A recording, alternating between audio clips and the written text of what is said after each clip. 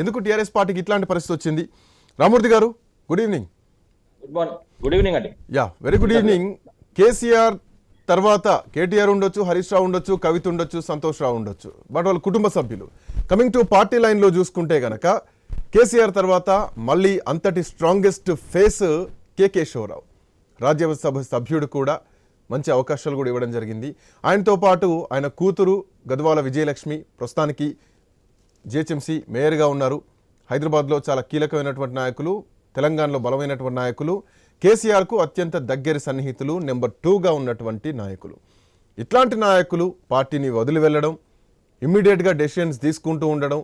కడియం శ్రీహర్ లాంటి నాయకుడు దరిదాపు ఆయన ఒక 40 ఏళ్ల నుంచి ఎన్నడూ ఖాళీగా లేదు, అధికారం పదవి లేకుండా ఏ రోజు లేడు. ఈరోజు అట్లాంటి నాయకుడు సైతం కేసీఆర్ని వదిలి వెళ్తున్నటువంటి పరిస్థితి. అటు ఆదిలాబాద్లో ఐకే రెడ్డి కూడా ఇవాళ రేపో జాయిన్ అవుతున్నట్టు మాట్లాడుతున్నటువంటి పరిస్థితి. ఇంకా కొంతమంది కీలకమైన నాయకులు కూడా లైన్లు కడుతున్నారు. దీనికి తోడు కాంగ్రెస్ పార్టీ నాయకులు కోమటిరెడ్డి ఇప్పటికే అంటున్నారు దరిదాపు 30 మంది ఎమ్మెల్యేలు మాతో టచ్లో ఉన్నారని. ఇది అధికారంలో ఉన్నారని పోతున్నారా? కేసీఆర్తో విసిగి పడక నచ్చక పోతున్నారా? ఎట్లా చెప్తారు? మనం ముందు నుంచి చెప్పుకోవాలి, ఎందుకంటే 2014 నుంచి మనం చెప్పుకోవాలి. 2014లో మాకు వచ్చిన 64 సీట్లు, దాని తర్వాత 2018లో 88 సీట్లు వచ్చినాయి. 88 సీట్లు వచ్చిన తర్వాత కాంగ్రెస్ 19 రావడం జరిగింది.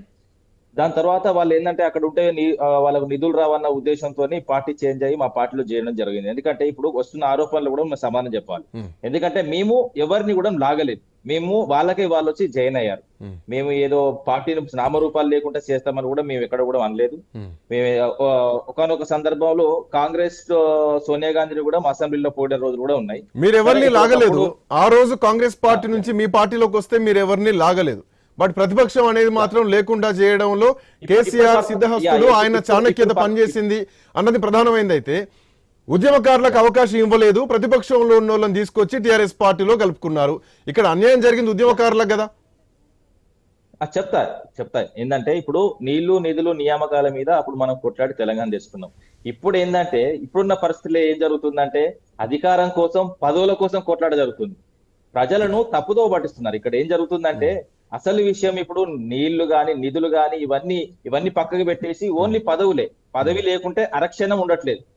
ఎందుకంటే ఇప్పుడు వాళ్ళు ఎవరైతే బీఆర్ఎస్ పార్టీ నుంచి జాయిన్ అయ్యి ఇప్పుడు ఏదైతే చేంజ్ అయ్యి ఇప్పుడు కాంగ్రెస్ కు కానీ బీజేపీ కానీ వెళ్తున్నారో వాళ్ళ వ్యక్తిగత వివరాలు కూడా మనం చూడాల్సిన అవసరం ఉన్నది. ఎందుకంటే ఇప్పుడు వరంగల్లో జరుగుతున్నది కానీ లేకపోతే యావత్ తెలంగాణలో జరుగుతున్నది కానీ కొంచెం మనం నిశ్చితంగా పరిశీలిస్తున్నాం. మనం కూడా ఒక 20-30 ఏళ్ల నుంచి రాజకీయాలు ఉన్నాము. ఇలాంటి రాజకీయాలు మనం ఎప్పుడు చూడలేదు. ఇలా ఒక 5 నిమిషాలు 10 నిమిషాలు కూడా ఉండలేకపోతున్నారు. అసలు ఎందుకు ఉండలేకపోతున్నారు అనేది మనం ఒక్కొక్క నాయకుడితో ఒక్కొక్క లాగున్నది. కొంతమంది అయితే 5 ఏళ్ల నుంచి అక్రమంగా సంపాదించిన ఆస్తులను కాపాడుకోనికి జంప్ అవుతున్నారు. ఇంకా కొంతమంది వ్యక్తిగత కారణాల వల్ల దూరం అవుతున్నారు. ఇప్పుడు కేశవరావు గారు అని చెప్పారు, కేసీఆర్ గారు చాలా అద్భుతమైన వ్యక్తి అని. ఆయనకి ఏంటంటే ఆయన ఇప్పుడు ఆ ఏజ్ లో మారి కూడా ఆయన ఏం చేయలేడు. అసలు ఎందుకు మారుతున్నాడో ఆయనకి క్లారిటీ లేదు. ఓ దిక్కు మంచోడు అంటున్నాడు, ఓ దిక్కు పార్టీ మారుతున్నాడు, ఆయనకే క్లారిటీ లేదు. ఇప్పుడు కడియం శ్రీహర్ అనే వ్యక్తి నేను మాటకు ముందు మాటకి వెనక నేను మచ్చలేని నాయకుడు అంటారు. అసలు ఆ ఒళ్ళంతా మచ్చలు పెట్టుకొని పుట్టిన నాయకుడు అని నేను నిజంగా చెప్తున్నా. ఎందుకంటే నేను దాదాపు 8th క్లాస్ నుంచో 9th క్లాస్ నుంచో చూస్తున్నా. 8th 9th క్లాస్ నుంచి ఇప్పటి వరకు, ఇప్పుడైతే నేను రాజకీయాల్లో లేనప్పటి నుంచి ఉన్నప్పటి నుంచి ఆయన లీడర్. ఆయన వెనక లీడర్ని ఎవరిని ఎదగనియలేదు. అటు టీడీపీలో ఉన్నప్పుడు ఎదగనియలేదు, ఇటు మళ్ళీ బీఆర్ఎస్ లో వచ్చిన తర్వాత కూడా ఎక్కడ కూడా ఎవరితో పొందలేదు. సో కాళ్ళు మేధావి అంతే తప్ప ఆయనకు తప్ప తెలివి ఉన్నది ఇంకా మిగతా ఓలకు లేదన్నది ఆయన కఠినంగా నమ్మే నిజాలి. ఎందుకంటే మొన్న కూడా ఆయన అభ్యర్థిత్వం వల్ల బ్లాక్ మెయిల్ తీసుకోవడం జరిగింది అంతే తప్ప ఇప్పుడు ఆయనకు సొంతగా అయితే ఆయన టాలెంట్ చూసో కథను చూసో ఇవ్వలేదు. ఇప్పుడు వాళ్ళ బిడ్డను కూడా ఎందుకంటే బ్లాక్ మెయిల్ చేసి పార్టీ చేంజ్ అయితే అంటే ఇప్పుడు ఉన్న పరిస్థితుల్లో పార్టీ చేంజ్ అయితే, ఎందుకంటే మాది కూడా ప్రభుత్వం లేదు, ఉన్న ఎమ్మెల్యేలను కాపాడుకున్న ఉద్దేశంతో కేసీఆర్ పోతే పోని వాళ్ళ బిడ్డకు ఇద్దామన్న ఉద్దేశం ఒక మంచి సదుద్దేశంతో ఇచ్చారు. ఇచ్చిన తర్వాత వెన్నుపోటు. అసలు ఇంకో విషయం చెప్తా, శ్రీకాంత్ గారు బీఫాము చేతిలోకి వచ్చిన తర్వాత అప్పుడు పార్టీ నుంచి జంప్ అయిదాం, అప్పుడు బ్లాక్ మెయిల్ చేసి బయటకు జంప్ అయిదామని నిర్ణయించుకోవడం జరిగిందట. నాకు కొంచెం ఇన్ఫర్మేషన్ ఉన్నది.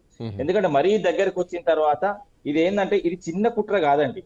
ఎక్కడి నుంచి స్టార్ట్ అయిందంటే రేవంత్ రెడ్డి టు చంద్రబాబుకు ఫోన్ వెళ్ళి కడియం శ్రీహరి చంద్రబాబుతో మాట్లాడితే చంద్రబాబు రేవంత్ రెడ్డి చెప్తే జరిగిన ఈ పరిణామం. ఈ పెద్ద కుట్ర, ఈ చాలా పెద్ద కుట్ర. దీన్ని మనం చిన్నగా చూడొద్దు. తెలంగాణ అస్తిత్వాన్ని, తెలంగాణ పరిపాలన మన చేతుల నుంచి మళ్ళీ గుంజుకునే ప్రయత్నం జరుగుతుంది. ఈ కుట్రను ఎప్పటికప్పుడు మనం తిప్పుకోవట్లేదు. ఎందుకంటే తెలంగాణ సంబంధించిన తెలంగాణ తల్లి ఉండొద్దు అంటారు, తెలంగాణ సంబంధించిన సింబల్స్ ఉండొద్దు అంటారు. ఇదంతా చంద్రబాబు డైరెక్షన్ అంటున్నారా? 100% ఇదంతా చంద్రబాబు డైరెక్షన్ అంటున్నారా? 100%. అతనికి హైకమాండ్ చంద్రబాబే తప్ప సోనియా గాంధీ కాదు. ఇది ఇది ఈ రోజు కాకపోయినా యావత్ తెలంగాణకు ఖచ్చితంగా తెలుస్తుంది. ఈ హైకమాండ్ చంద్రబాబుకు అంటే రేవంత్ రెడ్డికి చంద్రబాబు అన్నప్పుడు కడియం కూడా అదే గూటి నుంచి వచ్చినటువంటి వ్యక్తే కదా.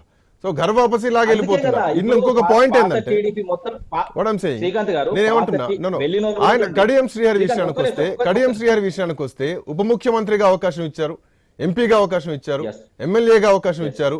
సిట్టింగ్ గా ఉన్నటువంటి రాజయ్యను కాదని కూడా ఈయనకి టికెట్ ఇవ్వడం జరిగింది. ఆ తర్వాత ఎమ్మెల్సీకి ఒకసారి అవకాశం ఇవ్వడం కూడా జరిగింది.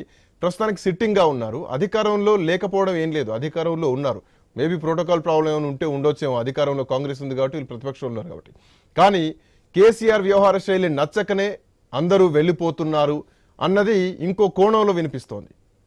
ఇప్పటికీ ప్రభుత్వం లేకపోయినా ప్రతిపక్షంలో ఉన్నా కానీ వాళ్ళ వ్యవహార శైలి మారతలేదు, వాళ్ళ మాట తీరు మారతలేదు అన్నది ప్రధానంగా వినిపిస్తోంది. ఏం చెప్తారు? మాట తీరు కానీ ఇప్పుడు ప్రభుత్వం లేవు. ప్రభుత్వం ఉన్నప్పుడు వాళ్ళ అధికారం అనుభవించినప్పుడు అంత సవ్యంగానే ఉన్నది. 10 ఏళ్ళు మరి చక్కగానే ఉన్నారు కదా. అధికారం కోల్పోగానే పోతుందంటే వాళ్ళకి అధికార దాహం ఉన్నట్టే కదా. మరి 10 ఏళ్ళు ఉన్న వాళ్ళు వాళ్ళకు ప్రవర్తన నచ్చకపోతే 10 ఏళ్ళ లోపలనే పోవాలి కదా. ఇది ప్రవర్తన కాదు, వాళ్ళకు అత్యాశ. వాళ్ళకు కావాల్సింది మంత్రి పదవి. వాళ్ళకు నిజం చెప్తున్నాను, వాళ్ళకు పదవి లేకుండా కడియం శ్రీహరి అన్న వ్యక్తి ఒక్క రోజు కూడా ఉండడు. ఎందుకంటే వాళ్ళకు బాగా అలవాటైంది. ఎందుకంటే ఇప్పుడు ఆయన మాదిగ సామాజిక వర్గం, చిన్న బయళ్ళ సామాజిక వర్గం, 5,000 ఓట్లు కూడా ఉండే రాష్ట్ర వ్యాప్తంగా. వాస్తవంగా ఆయన మాదిగ సామాజిక వర్గాన్ని అనుక్షణం తొక్కుకుంటే పైకి వచ్చిండు. ఒక్కరిని కూడా ద్వితీయ స్థాయి నాయకుని ఒక్కరు కూడా ఎదగనియలేదు. అందుకే కదా అండి ఆయన మీద ఇంత వ్యతిరేకత. ఒక చిన్న సబ్మిషన్ రామూర్తి గారు, ఒక చిన్న సబ్మిషన్ నాగార్జున గారు. చెప్పండి రామూర్తి గారు, ఇప్పుడు మీరు మాట్లాడుతూ కడియం శ్రీహరి గారు నాకు ఒక్క మచ్చ కూడా లేదంట అని చెప్తుంటారు, ఆయన ఒళ్ళంతా మచ్చలే అని చెప్పేసి ఇప్పుడు మీరు అన్నారు సార్. మరి ఇన్నాళ్ళు ఆయనకి ఒక్క నిమిషం సార్, ఒక్క నిమిషం ఇప్పుడు ఆయన తీసుకొచ్చి అవతల పార్టీలో నుంచి డిప్యూటీ సీఎం చేసి అత్యంత గౌరవమైనటువంటి పదవులన్నీ ఇచ్చామని మీరే చెప్తున్నారు. మరి ఈ రోజున ఎప్పుడు కూడా మీకు ఆ మచ్చలన్నీ కనపడలేదండి. ఇవాళ ఆయన పార్టీ మారుతున్నారు అనగానే చొక్కా ఇప్పి చూసినట్టుగా ఇవాళ మచ్చల గురించి మాట్లాడుతున్నారు. నిన్నటి వరకు ఎందుకు మాట్లాడలేదు ఆయన మచ్చలు? అన్ని మచ్చలు ఉన్నాయని ఎలా తీసుకున్నారు పార్టీలో, ఇన్ని పదవులు ఎలా ఇచ్చారు? నిన్నటి వరకు అని కాదండి. మీరు ఒక్కసారి మీరు కొంత డీటెయిల్డ్ గా వెళ్తే, సరే సోషల్ మీడియాలో గురించి మాట్లాడతా. నా ఫేస్బుక్ ఓపెన్ చేసి చూడండి. వరంగల్ టికెట్ అనౌన్స్ అయిన వెంటనే వరంగల్ పార్లమెంట్ కి నలుపు దినోత్సవం శుభాకాంక్షలు అని పెట్టండి. విత్ ఇన్ ద పార్టీలో ఉండి. ఎందుకంటే ఆయన వ్యవహారం తెలుసు, ఆయన కథ తెలుసు, ఆయన కార్యక్రమం తెలుసు కాబట్టి హైకమాండ్ కూడా మేము కూడా చెప్పాము. సో కేసీఆర్ గారికి తెలియదండి, కేసీఆర్ గారి దృష్టిలో లేదా ఈ పాయింట్? ఒక్క నిమిషం రామూర్తి గారు, దీనికి నేను క్లారిటీ ఇస్తా. ఇప్పుడు మీలాంటి కార్యకర్తలు, మీలాంటి నాయకులు వరంగల్లో టికెట్ కేటాయించినప్పుడు నలుపు దినోత్సవ శుభాకాంక్షలు అని చెప్పడం జరిగింది. మీకు తెలిసినటువంటి ఈ విషయం అధిష్టానానికి తెలియదా? కేసీఆర్ తెలియదా? కేసీఆర్ కు తెలుసు, బట్ కార్యకర్తలను అవమానించారా కేసీఆర్ అన్నది ఇక్కడ పాయింట్. లేదండి కేసీఆర్ గారు కూడా చాలా విషయాలు ఒక్క నిమిషం అన్న రవణ, ఒక్క నిమిషం ఆగండి. ఎందుకంటే నన్ను మాట్లాడిన ఎందుకంటే నన్ను అడిగారు కాబట్టి. కేసీఆర్ గారికి అన్ని తెలుసు అన్నది కరెక్ట్ కాదండి. ఎందుకంటే అందరికి కూడా ఏం తెలియదు. ఇప్పుడు నాకు తెలిసిన విషయం మీకు తెలవడం లేదు, మీకు తెలిసిన విషయం రవణకు తెలవడం లేదు. కొన్ని విషయాలను కేసీఆర్ గారి దగ్గరికి తీసుకెళ్లలేదు. ఇంకోటి ఏంటంటే ఇప్పుడున్న పరిస్థితుల్లో క్యాండిడేట్ కాపాడుకుందామన్న ఒక మంచి ఉద్దేశంతో, ఎలాగైతే వాళ్ళ బిడ్డకు టికెట్ అడుగుతున్నాడు ఉంటాడు కదా అన్న ఉద్దేశంతో వీళ్ళ లోపల కుట్ర. ఇప్పుడు నేను నీతో తీయగా మాట్లాడుతున్నా, నువ్వు నాతో తీయగా మాట్లాడుతున్నా, నీ మనసులో ఏముందో నా మనసులో ఏముందో తెలుస్తుంది. ఇప్పుడు ఒక పార్టీ అధ్యక్షుడిగా పార్టీని కాపాడుకోవాల్సిన బాధ్యత కేసీఆర్ గారికి ఉన్నది. అంతే చూస్తాడు తప్ప ఇప్పుడు లోపల చొచ్చేది చూడం కదా వాళ్ళ మనసులో ఏమున్నది. ఇప్పుడు నిన్నటి వరకు కూడా నిన్న మీటింగ్, ఇప్పుడు 31st కు మాకు మీటింగ్ ఉండే పార్లమెంటరీ సమావేశం వరంగల్ సంబంధించి, దానికి కూడా ఏర్పాటు జరుగుతున్న సత్యసాయి కన్వెన్షన్ లో. మీ పాయింట్ కంటిన్యూ చేస్తాను. బిఫోర్ దట్ లింగం యాదవ్ గారు,